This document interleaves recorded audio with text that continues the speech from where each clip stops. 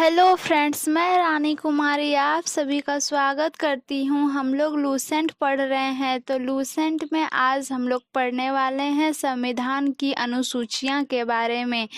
ये अगर आपके पास ये बुक है तो आप इस बुक का पेज नंबर 128 में देख सकते हैं। आज हम लोग संविधान की अनुसूचियाँ के बारे में पढ़ने वाले हैं। लेकिन फ्रेंड्स, उससे पहले अगर आपने मेरे चैनल को लाइक, शेयर और सब्सक्राइब नहीं किया है तो प्लीज़ मेरे चैनल को लाइक, शेयर और सब्सक्राइब ज़रूर कर दे। चलिए फ्रेंड्स, हम लोग स्टार्ट करते हैं। आज वर्तमान में भारतीय संविधान में कुल कितनी अनुसूचियां हैं? तो 12।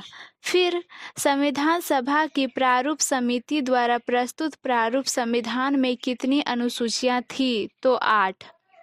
फिर संविधान सभा द्वारा अंतिम रूप से पारित संविधान में कुल कितनी अनुसूचियां थी? तो 8। फिर मूल संविधान में कितनी अनुसूचियां थी? तो 8। फिर किस संविधान संशोधन अधिनियम द्वारा भारतीय संविधान में 9वीं अनुसूची जोड़ी गई? तो पहला। फिर 52वें संविधान संशोधन अधिनियम द्वारा 1985 ईस्वी में कौन सी अनुसूची को भारतीय संविधान में शामिल किया गया? तो 10वीं।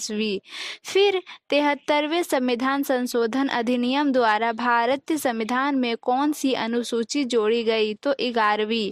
फिर 74वें संविधान संशोधन अधिनियम द्वारा भारतीय संविधान में कौन सी अनुसूची जोड़ी गई? तो 12वीं। फिर संविधान की द्वितीय अनुसूची का संबंध किससे है? तो महत्वपूर्ण पदाधिकारियों के वेतन से। फिर भारत संघ में शामिल राज्यों और संघ शासित क्षेत्रों का उल्लेख भारतीय संविधान की किस अनुसूची में है? तो प्रथम अनुसूची। फिर राष्ट्रपति राज्यों के राज्यपालों, सर्वोच्च न्यायालय और उच्च न्यायालय के न्यायाधीशों, संसद तथा राज्य विधानमंडलों के अधिकारियों, भारत के नियंत्रक एवं महालेखा परीक्षक आदि के वेतन के संबंध में प्रावधान संविधान किस अनुसूची में किया गया है? तो द्वितीय अनुसूची में। फिर भारतीय संविधान की तीसरी अनुसूची का संबंध है तो शपथ तथा प्रतिज्ञा से। फिर संविधान की किस अनुसूची में प्रत्येक राज्यों तथा संघ राज्य क्षेत्रों के लिए राज्यसभा के स्थान के आवंटन की सूची है? तो चतुर्थ अनुसूची। फिर निम्नलिखित में से भारत के संविधान के किस एक अनुच्छेद अनुसूची का संबंध स्वशासी जिला परिषदों से है? तो छठी अनुसूची। फिर भारतीय संविधान में 22 भाषाओं को राज्य भाषा का दर्जा प्रदान किया गया है। इन राजभाषाओं का उल्लेख किन अनुसूची में है? तो 8वीं।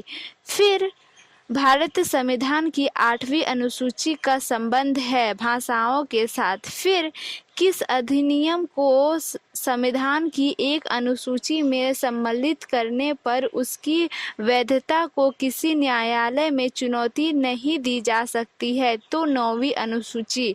फिर किस राज्य के आरक्षण विधेयक को 9वीं अनुसूची में सम्मिलित किया गया है? तो तमिलनाडु। फिर हाल में आंध्र प्रदेश से अलग कर एक नए राज्य तेलंगाना का गठन हुआ है।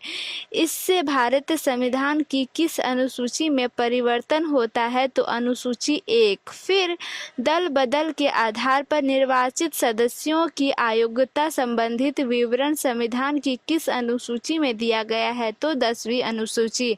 आज के लिए यहीं तक। फिर हम लोग मिलते हैं नेक्स्ट वीडियो में। आपको वीडियो कैसी लगी आप कमेंट करके ज़रूर बताएं। Thanks for watching. जय हिंद।